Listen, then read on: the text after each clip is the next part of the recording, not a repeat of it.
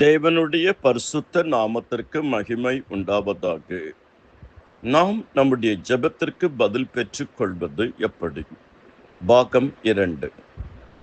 முதலாவது, சோர்ந்து போகாமல் ஜெபிக்க வேண்டும். லூக்கா 18:1-8 வசனங்கள். இரண்டாவது, தாழ்மையுடன் ஜெபிக்க வேண்டும். லூக்கா 18:10-13 வரை. மூன்றாவது, பொருத்தனை பண்ணி நாம் ஜெபிக்க வேண்டும். சங்கீதம் 50:14-15. நான்காவது, 3 வேளை நாம் ஜெபிக்க வேண்டும். சங்கீதம் 55:17, தானியேல் 6:10. ஐந்தாவது, கர்த்தருடைய சித்தத்துக்கு எல்லாவற்றையும் ஒப்பு கொடுத்து ஜெபிக்க வேண்டும். 1 யோவான் 5:14-15. ஆறாவது, இடைவிடாமல் ஜெபிக்க வேண்டும். 1 தெசலோனிக்கர் 5:17, கொலோசியர் 4:2. ஏழாவது, ஊக்கமாய் ஜெபிக்க வேண்டும். யாக்கோபு 5:16.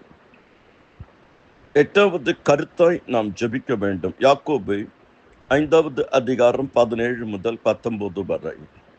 உபவாசத்துடன் ஜெபிக்க வேண்டும். அடுத்தது, இவ்வகை ஜாதி பிசாசு ஜபத்தினாலும் அன்றி உபவாசத்தினாலும் அன்றி வேறு விதத்தினாலும் புறப்பட்டு போகாது. கடைசியாக சோஸ்திரத்துடன் கூட ஜெபிக்க வேண்டும். பிலிப்பியர் 4 வசனங்கள் 6-7, சங்கீதம் 50:23. ஜெபி, தியானி, ஊழியம் செய், நன்மை செய், ஆசீர்வாதமாக வாழ். முளையினால் சாதிக்க முடியாதது முழங்காலினால் சாதிக்க முடியும். கர்த்தருடைய கிருபைகள் அனைவரோடு கூட இருப்பதாக. ஆமேன், ஆமேன்.